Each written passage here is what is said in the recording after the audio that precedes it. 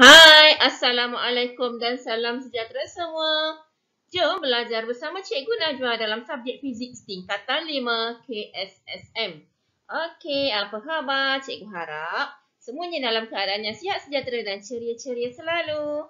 Kali ini kita belajar fizik bab yang kedua, tekanan, untuk subtopik 2.6 prinsip Bernoulli. Ya, subtopik 2.6 prinsip Bernoulli.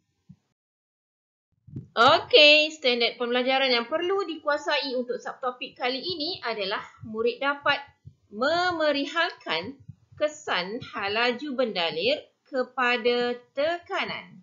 Seterusnya, murid dapat menerangkan bahawa daya angkat terhasil akibat perbezaan tekanan disebabkan oleh halaju bendalir yang berbeza. Dan yang terakhir, murid dapat berkomunikasi tentang aplikasi prinsip Bernoulli dalam kehidupan.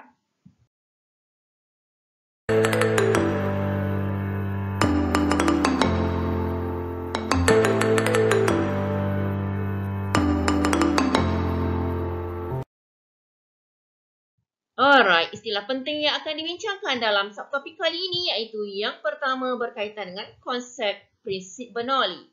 Seterusnya, yang kedua, kuantiti fizik yang akan dibincangkan iaitu halaju, tekanan, daya angkat dan juga sudut serang. Seterusnya, tujahan berat dan juga seretan.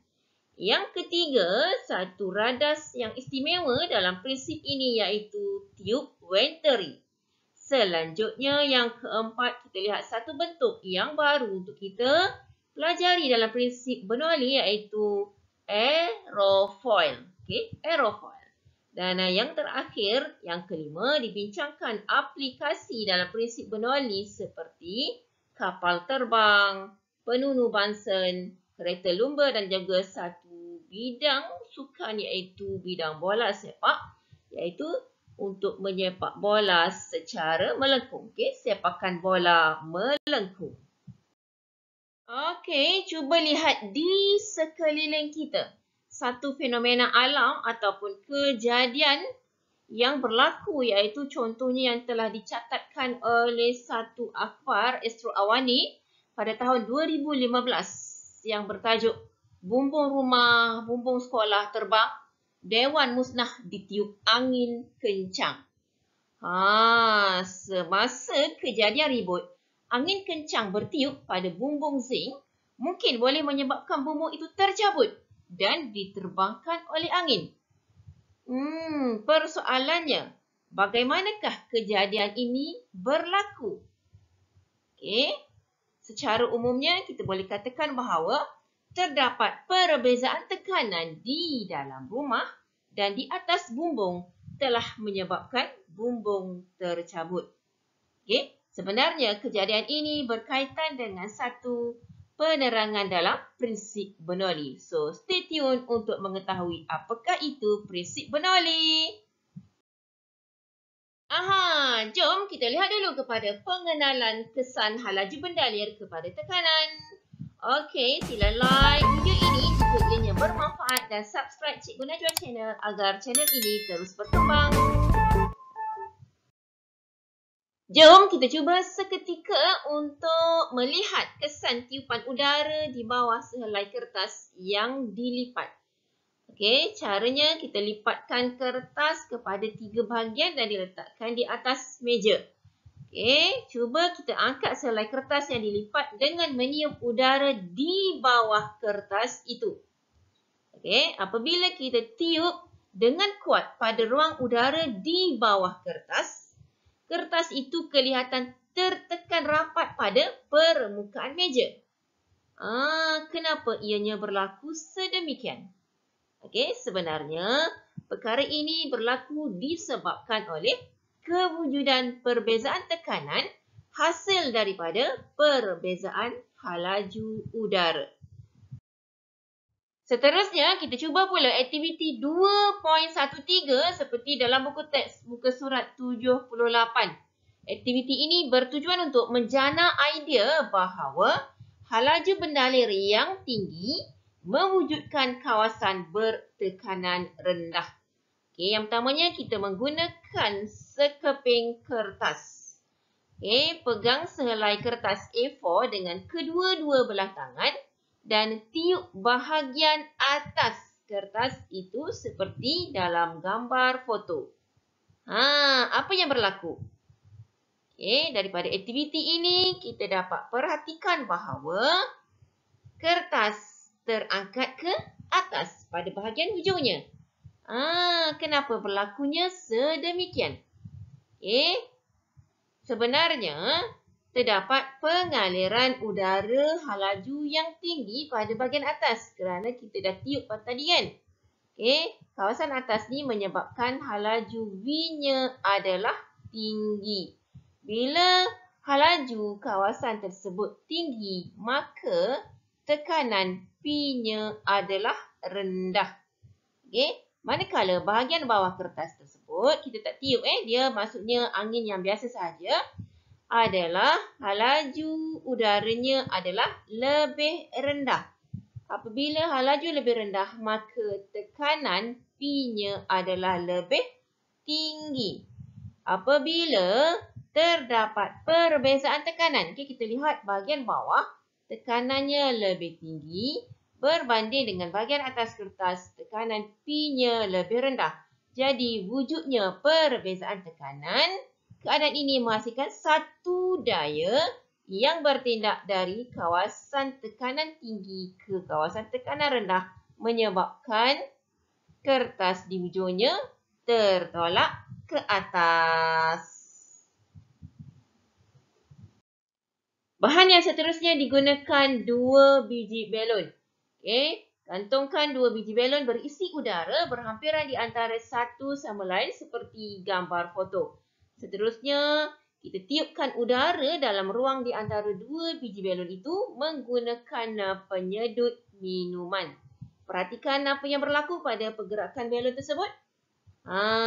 Apabila kita tiup di antara 2 biji belon tersebut, di sini menyebabkan belon ditolak mendekati antara satu sama lain. Kenapa keadaan ini berlaku? Okey, ianya seperti penerangan untuk sekeping kertas A4 tadi. Okey, apabila kita tiup pada bahagian tengah di antara 2 belon ini, menyebabkan halaju udara di bahagian tengah ni adalah tinggi. Apabila halaju V-nya tinggi, maka tekanan P-nya adalah rendah. Manakala di bahagian luar belon, halaju udaranya adalah lebih rendah. Menyebabkan tekanan P-nya adalah lebih tinggi untuk kedua-dua bahagiannya. Okay? V yang rendah, P-nya yang tinggi. Okay, apabila P bahagian luarnya lebih tinggi berbanding dengan P bahagian tengahnya yang lebih rendah, maka wujudnya perbezaan tekanan. Perbezaan tekanan ini akan menghasilkan satu daya yang bertindak dari kawasan tekanan tinggi ke kawasan tekanan rendah. Jadi menyebabkan, kita dapat perhatikan bahawa belon ditolak mendekati antara satu sama lain. Bahagian C pula adalah tiup venturi. Okay, tiup venturi disediakan seperti dalam rajah. Pilih air dibuka dan dibiarkan air mengalir masuk ke dalam tiup venturi sehingga aras air dalam tiup menegak A, B dan C mencapai ketinggian kira-kira setengah daripada ketinggian tiup itu. Okay, pada keadaan ini, klip ditutup untuk membolehkan air tidak mengalir. Selanjutnya, kita buka klip supaya air mengalir melalui tiup venturi dan keluar ke sinki. Dan laraskan pilih air dan klip untuk mengawal aliran air sehingga aras air dalam ketiga-tiga tiup menjadi stabil. Dan perhatikan ketinggian turus air dalam ketiga-tiga tiup itu. Okey, daripada aktiviti ini kita dapat perhatikan bahawa ketinggian turus air untuk HA adalah paling tinggi diikuti oleh ketinggian HC. Dan yang paling kecil adalah ketinggian HB. Persoalannya, mengapakah keadaan ini berlaku? Okey, kita perhatikan bahawa tekanan dx, ini bermaksud tekanan dx adalah lebih besar berbanding dengan tekanan dz kerana air mengalir dari x ke z. Walaupun dia punya tiubnya, luas kerata rentas untuk tiub x dan z adalah sama, tetapi di sini aras air sebenarnya dia akan menyusut secara seragam. Untuk perbandingan di antara HA dengan HC. HA adalah lebih besar berbanding HC. Seterusnya, apabila air mengalir dari X ke Y. Perhatikan Y adalah ruangan yang sempit.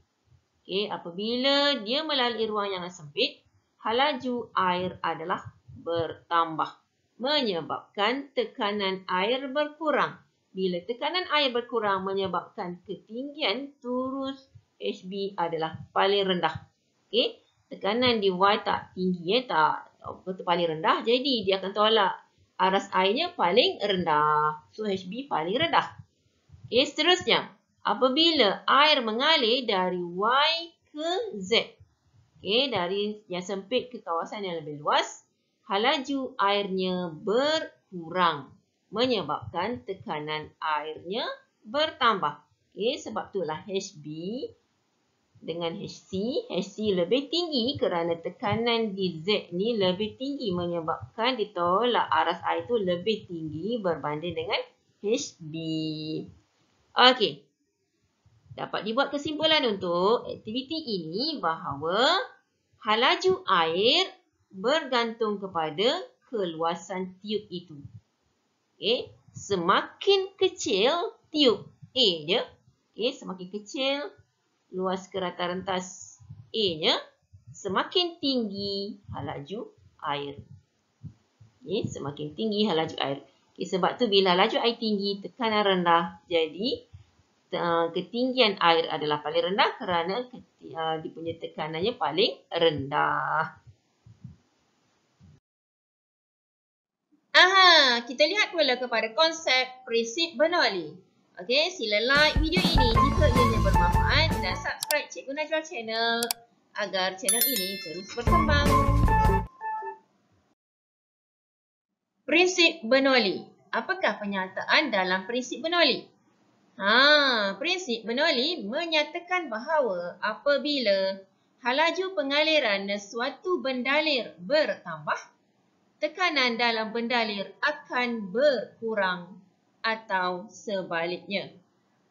Apabila halaju V, pengaliran suatu bendalir bertambah, tekanan P dalam bendalir tersebut akan berkurang ataupun sebaliknya. Maksudnya, apabila halaju V pengaliran suatu bendalir berkurang, maka tekanan P dalam bendalir tersebut bertambah. Kita ingat ya, untuk prinsip Bernoulli ianya betul benar bagi bendalir. Maksudnya benda yang boleh mengalir, sama ada cecair ataupun gas. Jadi, kita lihat bagaimanakah prinsip Bernoulli ini digunakan dalam kehidupan seharian. Siapakah sebenarnya yang memperkenalkan prinsip Bernoulli? Inilah saintis yang memperkenalkan prinsip Bernoulli. Siapakah namanya? Beliau merupakan seorang saintis yang bernama Daniel Bernoulli 1700 sehingga 1782, yang merupakan seorang ahli sains Belanda yang mempelopori kajian tentang sifat bendalir yang mengalir, mengaitkan tekanan dengan ketumpatan dan juga halaju. Pada tahun 1725, hasil kajian beliau telah dirumuskan sebagai prinsip Bernoulli. Kini prinsip Bernoulli merupakan prinsip asas yang penting dalam aerodinamik, iaitu bidang sains yang mengkaji cara sesuatu objek seperti kapal terbang bergerak melalui udara. Daniel Bernoulli juga telah mengasaskan teori kinetik gas. Seterusnya, sumbangan beliau dalam bidang sains mendapat pengiktirafan umum kerana beliau pernah memenangi 10 anugerah dalam bidang astronomi, graviti, ombak air, oseanografi dan juga kemagnetan. Okey, kali ini cikgu nak share satu petua untuk mengingat prinsip Bernoulli melalui suatu perkataan, iaitu love HP ataupun love handphone. Ianya terdiri daripada 4 perkataan yang mana LO adalah low, VE adalah velocity, H merupakan high, manakala P adalah pressure. Okey, low velocity, high pressure. Daripada perkataan love handphone yang bermaksud halaju rendah, tekanan tinggi. Kita dah tahu tadi kan? Prinsip Bernoulli menyatakan bahawa halaju sesuatu bendalir adalah rendah, maka tekanannya adalah tinggi ataupun sebaliknya. So, bila dah kita ingat satu penyataan, so kita akan ingat yang sebaliknya tu. Okay? Jadi, kat sini love handphone tu maksudnya low velocity, high pressure. Ataupun dalam bahasa Melayu, halaju rendah, tekanan tinggi ataupun sebaliknya, halaju tinggi, tekanan rendah untuk prinsip Bernoulli. Mudah je kan? Kita bincangkan pula penghasilan daya angkat dalam prinsip Bernoulli. Okey, like video ini jika ianya bermanfaat dan subscribe Cikgu Najwa channel agar channel ini terus berkembang. Alright, kita lihat satu keadaan pelepasan sebuah kapal terbang dari lapangan terbang. Kapal terbang dapat terbang di udara kerana terdapat satu daya kehadapan, iaitu tujahan. Tujahan ini merupakan satu daya yang dihasilkan oleh enjin kapal terbang. Tujahan diimbangi oleh daya ke belakang iaitu seretan. Seretan merupakan rintangan udara yang menentang gerakan. Seterusnya, terdapat satu daya ke bawah iaitu berat yang merupakan daya graviti ke atas kapal terbang. Berat ini diimbangi oleh satu daya ke atas dikenali sebagai daya angkat. So, apa maksud daya angkat? Jom kita lihat seterusnya untuk penghasilan daya angkat. Okey, kita lakukan dulu aktiviti 2.14 seperti dalam buku teks muka surat 81 yang bertujuan untuk memerhati kesan daya angkat. Okey, kita mulakan dengan A yang menggunakan bahan corong turas dan juga bola pimpong. Susun radas seperti yang ditunjukkan dalam rajah. Letakkan sebiji bola pimpong ke dalam corong turas yang ditelangkupkan. Seterusnya, pegang corong turas itu dan tiup udara dengan kuat melalui tiup silikon yang disambungkan kepada corong turas ini. Seterusnya, perhatikan pergerakan yang berlaku kepada bola pimpong itu.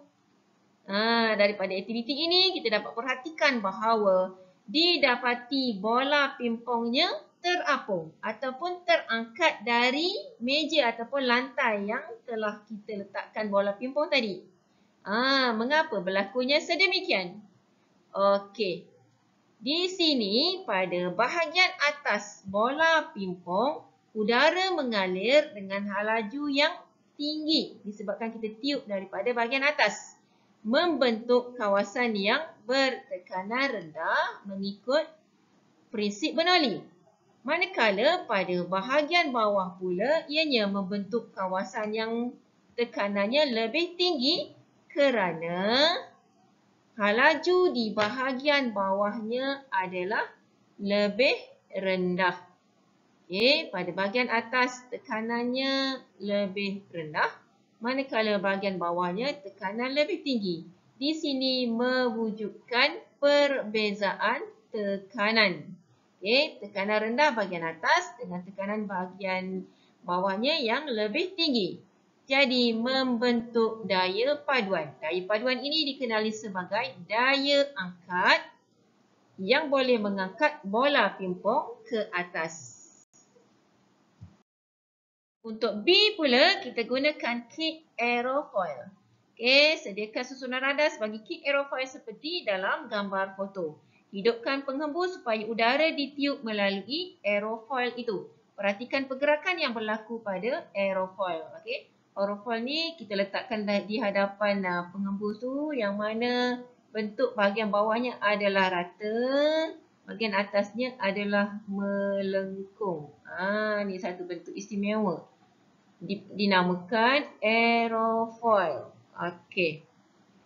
Bentuk aerofoil ni menyebabkan udara mengalir dari terowong udara ni pada kelajuan yang berbeza apabila melalui bahagian atas dengan bahagian bawah.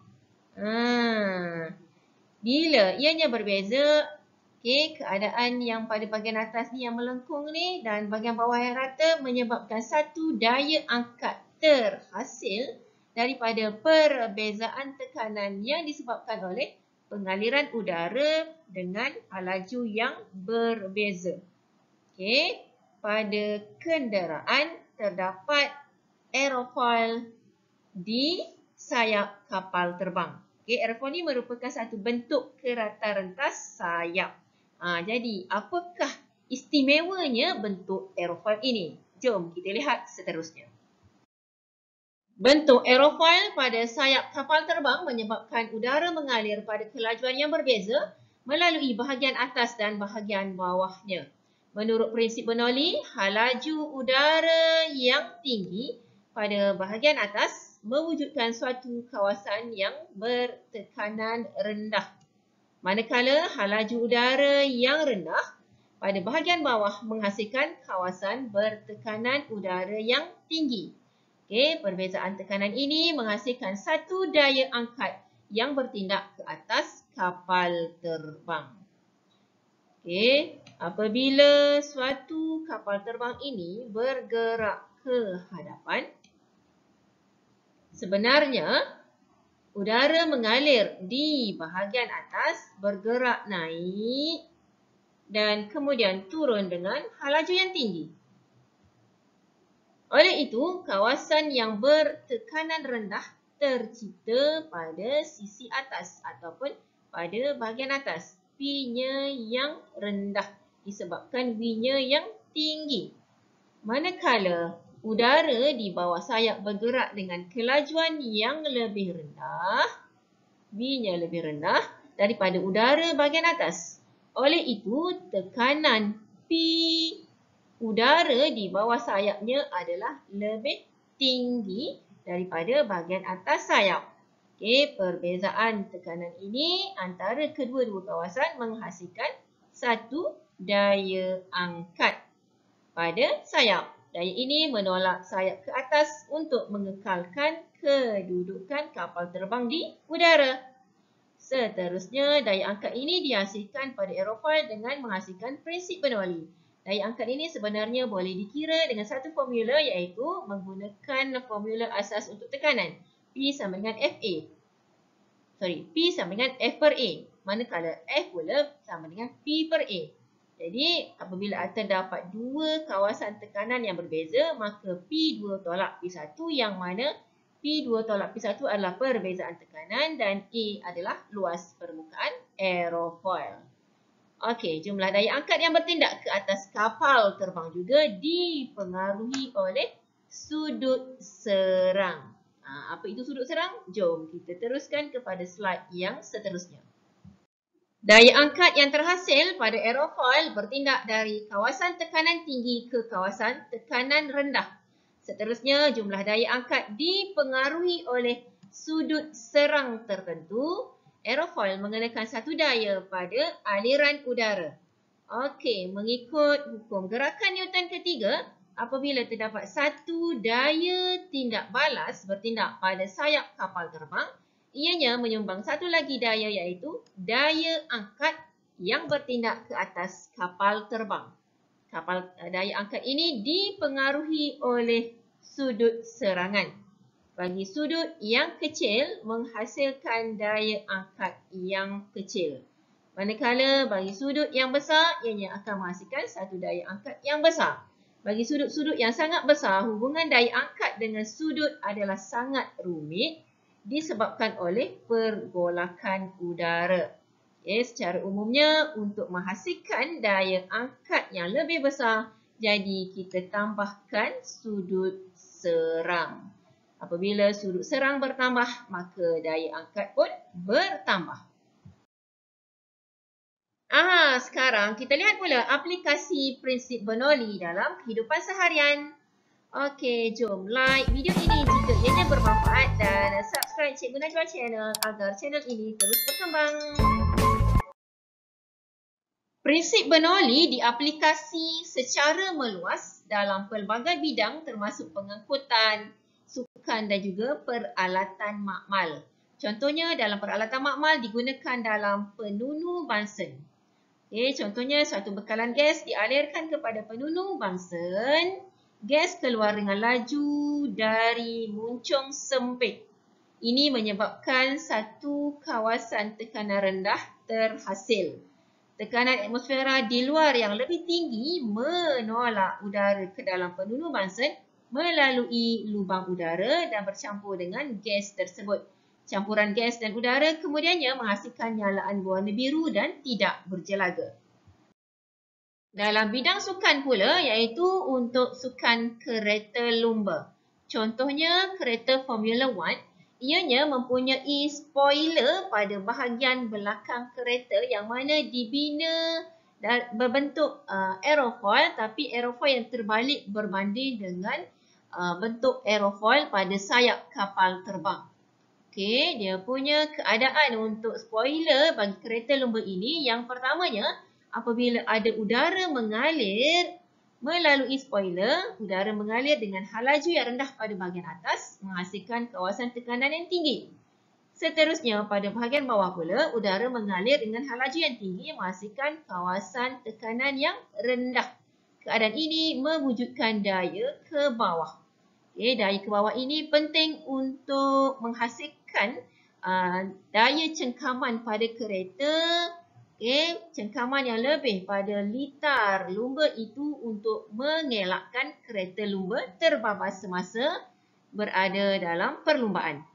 Manakala bagi badan kereta lumba pula, pada bahagian badan kereta itu, contohnya udara mengalir dengan hal laju yang rendah menghasilkan kawasan tekanan yang tinggi mengikut bentuk pada kereta lumba tersebut. Seterusnya, udara mengalir dengan hal laju yang tinggi pada bahagian bawah melalui ruang sempit menghasilkan kawasan tekanan rendah. Keadaan ini menyebabkan daya ke bawah juga terhasil. Kedua-dua daya ini penting untuk menambahkan cengkaman tayar pada litar lumba bagi mengelakkan kereta lumba yang laju itu terbabas dari litar semasa perlumbaan. Prinsip Bernoulli digunakan secara meluas dalam pelbagai sukan seperti golf, bola lisut, bola sepak, untuk memesongkan pergerakan sebuah bola. Jadi contohnya di sini untuk menjaringkan gol bagi bola sepak, seorang pemain perlu menghadapi pihak lawan bagi menjaringkan penalti. Jadi suatu teknik perlu dilakukan untuk memesongkan bola tersebut. Apabila bola disepak, arah putaran sama dengan arah aliran udara. Hal laju aliran udara yang tinggi pada sebelah sisi kiri ni contohnya membentuk tekanan udara yang rendah.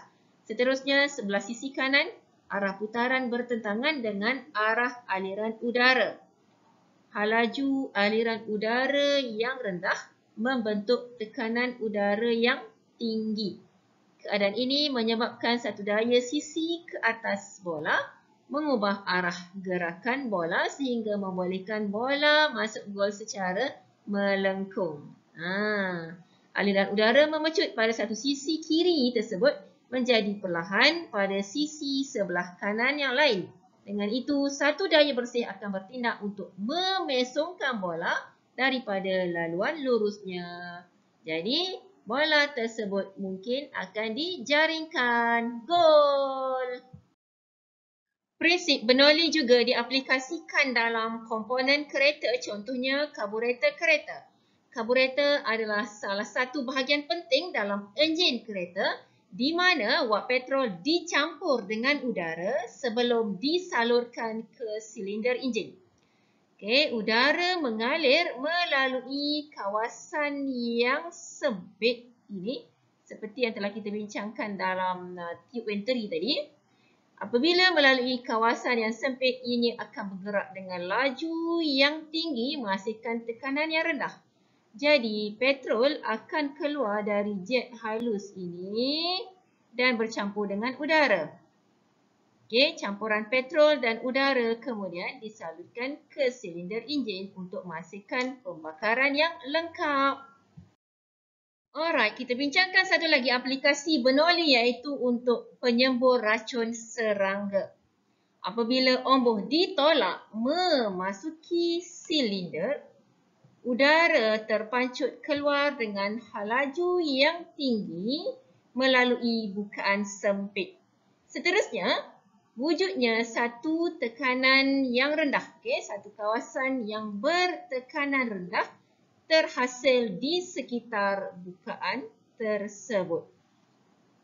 Selanjutnya, tekanan atmosfera di atas racun yang lebih tinggi di dalam bekas menolak racun serangga supaya naik melalui tiub logam tersebut. Dan yang terakhir, racun serangga bercampur dengan udara akan dikeluarkan sebagai semburan halus. Kesimpulannya, rantaian konsep bagi subtopik kali ini iaitu prinsip Bernoulli menyatakan bahawa apabila laju pengaliran suatu bendalir bertambah, tekanan dalam bendalir akan berkurang atau sebaliknya. Seterusnya, kata kunci yang dibincangkan iaitu alat radar tube venturi, bentuk aerofoil, sudut serang dan juga penghasilan daya angkat. Dan yang terakhir dibincangkan aplikasi prinsip Bernoulli seperti penunu bangsen, kereta lumba, dalam bidang sukan seperti bola sepak dan sebagainya. Dan yang terakhir dalam bidang aeronautik. Okey, selesaikan latihan sebagai pengukuhan iaitu selesaikan praktis formatif 2.6 seperti dalam buku teks muka surat 84. Okey, selesaikan soalan nombor 1, 2 dan 3 dalam buku latihan. Selesaikannya. Okey, sampai setakat ini dulu untuk kali ini. Terima kasih kerana sudi menonton video sehingga ke penghujung pengajaran.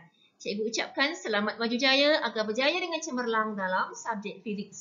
Terima kasih sekali lagi kerana sudi like, komen, share dan juga subscribe Cikgu Najwa Channel. Okey, jangan lupa tekan loceng untuk mendapatkan notifikasi video-video yang terbaru. Semoga kita berjumpa lagi dalam video-video yang akan datang. Okey, bye-bye.